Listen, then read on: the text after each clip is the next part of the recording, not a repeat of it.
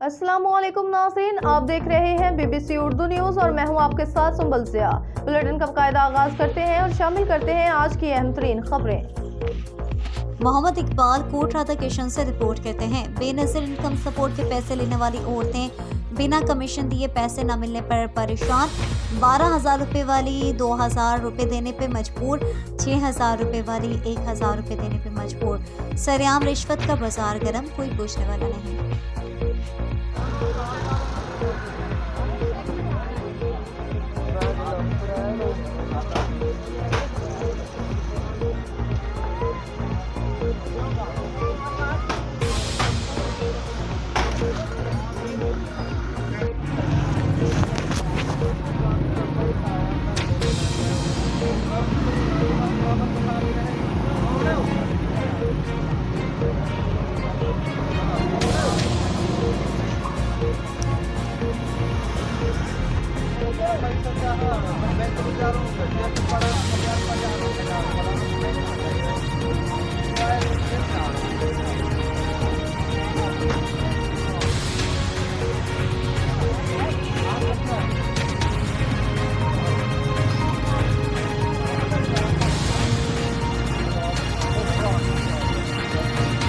पैसे तो आना मन थोड़ा लगे पैसे बंदे सिर अगे बुढ़िया बुढ़िया बंदे नहीं आ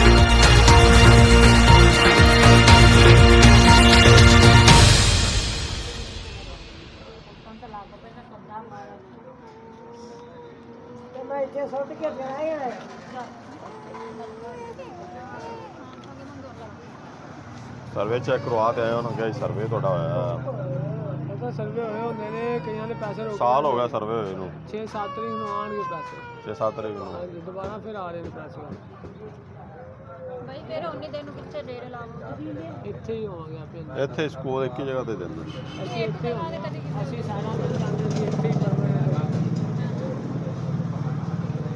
ਫਿਰ ਤਾਂ ਬੜੀ ਗੱਲ ਹੈ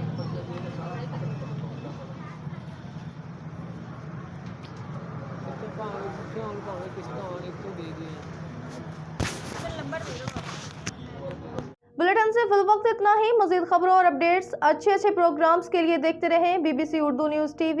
अल्लाह निगहबान।